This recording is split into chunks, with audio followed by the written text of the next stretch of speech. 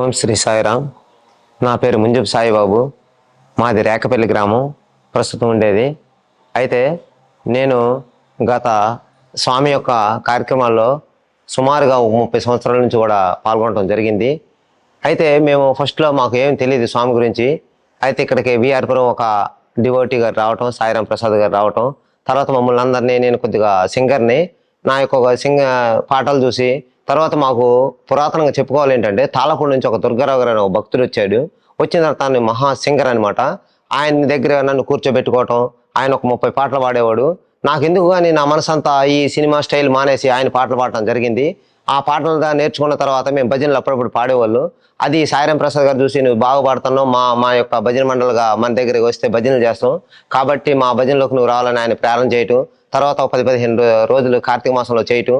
ఒక 15 రోజులు పోయిన తర్వాత స్వామి స్వయంగా వచ్చి నా చేయి పట్టుకొని, నేను అంతవరకు పుట్టపర్తి కూడా వెళ్ళలేదు, తెలియదు కూడా నాకు. స్వామి ఫస్ట్లోనే నా కళ్ళలోనే స్వామి ప్రశాంతి నిలయం చూపించటం, తర్వాత ఆ ఏరియా అంతా తిప్పడం, దగ్గరుండి మొత్తం చేయించారు. ఇలా చేయించారని సాయిరాం గారితో చెప్పడం తల్లే.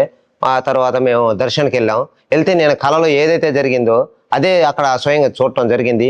జరిగిన తర్వాత అప్పుడు నా మనసు అనిపించింది అనమాట, ఏంటి మనం ఈ యొక్క ప్రపంచంలో మనం చేసిన పనులకి ఒక వెళ్తే అసలు మనం చేసిన పనులకి నరకం వెళ్ళాలి, కానీ ఏంటి నేను స్వర్గం వచ్చా అని అనిపించి అక్కడ సేవా కార్యక్రమం ఎలాగైనా చేయాలని ఒక దృఢ నమ్మకంతో ఉన్నప్పుడు అక్కడ ఎవరు వెళ్ళినా కూడా స్టేట్ వాళ్ళు కానీ ఎవరు కూడా ఫస్ట్ ఇలాగ సేవలు ఎవరు ఇక్కడ, దానికి ఒక ప్రొసీజర్ ఉంటుంది, ఆ ప్రొసీజర్ ప్రకారం వస్తేనే ఇస్తాను అన్నారు.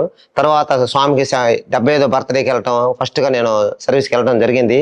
అప్పటి నుంచి సంవత్సరానికి 4-5 సార్లు కాదు, మన ఏపీ తెలంగాణ కాకుండా ఉమ్మడి రాష్ట్రాలు కాకుండా ఛత్తీస్గఢ్, ఒరిస్సా వాళ్ళతో కూడా నేను సర్వీసులకి, వెస్ట్ బెంగాల్ వాళ్ళతో కూడా వెళ్ళటం జరిగింది. ఎప్పుడు షార్టేజ్ అయిన సేవదాళ్ళు ఫోన్ చేస్తే మెసేజ్ చూసి వెళ్ళటం జరిగింది.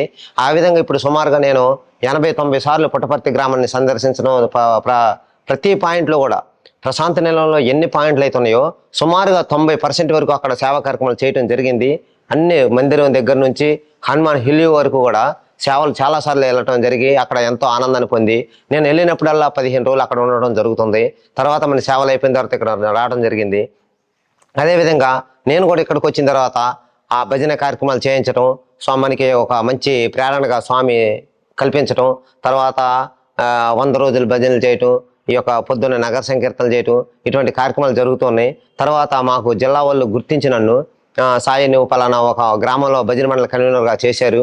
చేసిన తర్వాత ఆ గ్రామంలో మా టీం అంతా ఏమనుకున్నాం అంటే, మనం వారం చేయాలంటే ఎవరి ఇళ్లలో చేయలేం, కాబట్టి మనకి ఎక్కడో సాట చిన్న ప్లేస్ దొరికితే అక్కడ మందిర నిర్మాణం చేసుకొని